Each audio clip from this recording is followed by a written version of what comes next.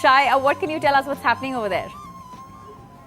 Well, we're at the Jamnabai Nursery School in Mumbai, and they're close to about 35 students here, and a privilege really to have with us billiards legend Michael Ferreira, who's here to lend his support for the Marks for Sports campaign. Mr. Ferreira, tell us, as you know, here you are surrounded by students, many of them sports champs, in fact. Yeah, in fact, I was chatting to the kids just before we went on air, and I find we have a world #1 in chess, badminton, squash, basketball, and discus throwers of very high repute. It's a fantastic tribute to this institution and to the physical education instructor himself.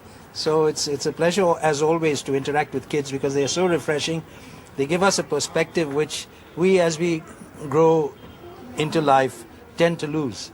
When you meet them, do you feel there's even more a need to have Marks for Sports to make it as vital to the curriculum as any other subject is, as maths is? Yes, you know, I have a very definite view about this because sport per se is something which inculcates discipline, teamwork, loyalty, the ability to take a loss, the spirit of togetherness and bonding, which in the ultimate analysis are national assets. And we must promote this. And you must remember, today's sport is a way of underlying the strength of a country's political and economic system.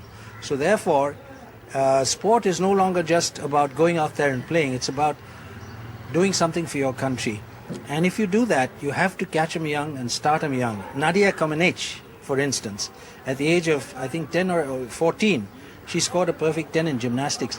How long do you think she's been training? Don Sholander, when he won so many gold medals in, I think it was Tokyo, and he couldn't appear in one race. And someone said, why is he crying? He says he's been training from the age of 9 for this event. So you have to start young. So inspiring words. I'd like to throw open some questions. In fact, to some of these young students who've been waiting here to speak to Mr. Ferreira. You tell us. You wanted to ask him some questions. Yes. Yeah. How do I? Yeah. Okay. Sir, during your time when you played, if such a system was active then it would have encouraged you like it would encourage us now. Such a system right now, it would really take off the pressure of studies and the tension of academics that comes on us since we sacrifice so much time into sports. How was it in your time? Was there as much importance given to sport? Well, I was in a boarding school in Darjeeling where, you know, the ideal of mens sana and corpore sano, a sound mind in a sound body, was given tremendous weightage. So they taught us or brought us up in an environment of balanced development. And I like to think I'm a balanced individual thanks to what my school taught me. What about you? You had a question. Yeah, sir, according to you, as you have also been a sports person, so I'd like to ask you, why parents hesitate in sending their children to choose sports as a career for them? Because let's put it this way. At the end of the day, your parents want you to succeed in life. Sports is like a mountain. Yeah. If you want to reach the top as a career option, there's very little room at the top.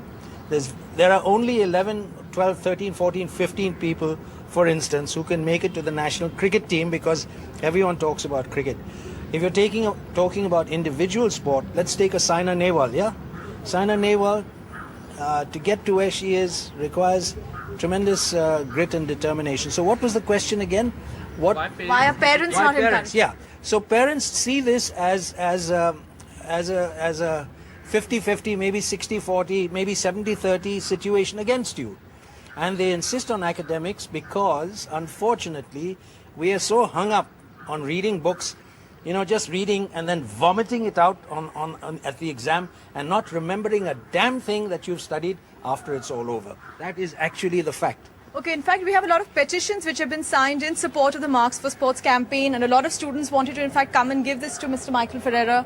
Please come.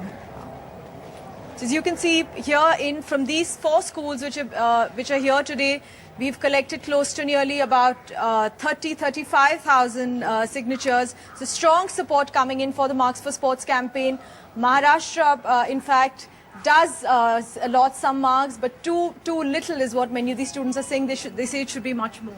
Yeah, of course it should. Let me give you a little. Can someone take this off me, please? Let me give you a little story about myself.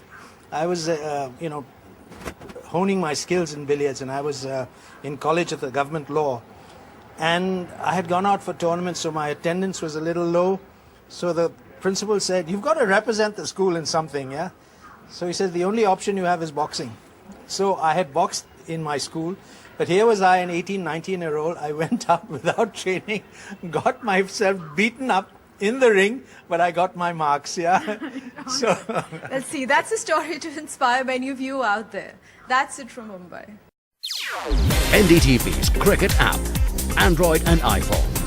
Fastest scorecard, special analysis, and much more. Download free. ndtv.com/apps.